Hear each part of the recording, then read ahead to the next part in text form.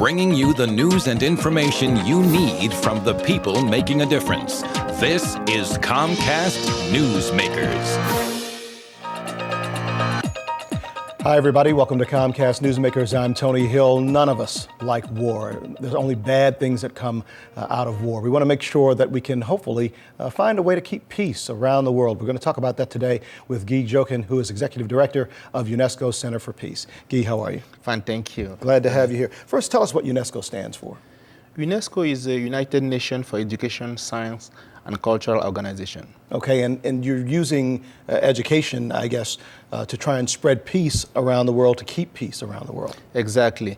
After the Second World War, people realized that just talking about peace in the abstract was not going to make it. And the key was that people use education, science, and culture, because war was a result of misunderstanding. Sure. And then peace, culture, and education was going to help bring about real peace and a lasting peace around the world. Now, I understand that the set or the association that's here in Frederick County is the only one in the United States. How did that come to be? Okay. Over 20 years ago, when the United States was part of UNESCO, we had thousands of clubs, centers, and associations around the country. But after we went out of UNESCO, all the clubs died.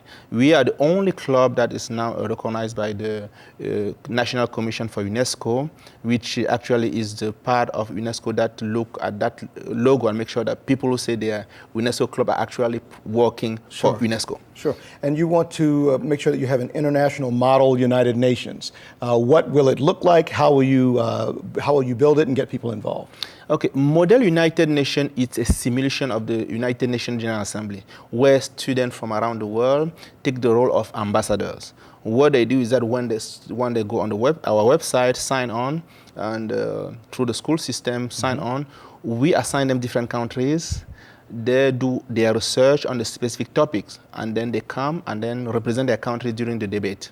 Okay, so just like at the United Nations, they will stand up on behalf of that country. Exactly. And make that country's case. Exactly, that's what happened. And there are two different things you'll be discussing. We'll show folks at home the calendar, the Comcast calendar, for the 4th Annual Frederick County Regional Model United Nations. It's going to be a conference. You're going to be discussing climate change and also torture. And these are the things that they will be giving a particular country's view on. Exactly. At the Model UN, we try to make it real. We want to address an issue that is really going around the world at this time. And we know that the climate change is a major topic around the world. It doesn't matter where you go, people are talking about that because that's one of the worry about our species. Sure. And then we also have the United Nations Convention on Torture.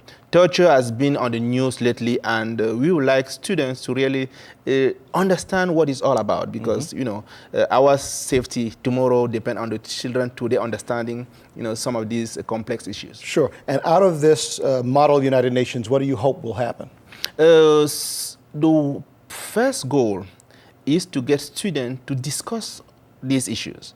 Okay, because when they do their research, they go on the website, they contact the embassies of the countries they are representing. They are learning about this, and through that learning process, they come together on the 28th and then debate that issue. Sure. And I can tell you, based on what happened the previous year, that yes, I had a student tell me, we used to think it was so easy. We used to think that these people that the United Nations don't know what they are doing or they are wasting their time, but they realize how difficult it is to come to a common understanding. Sure. You would like to have more centers open around the country. You also need funding. You need sponsors to sponsor this event because it's free.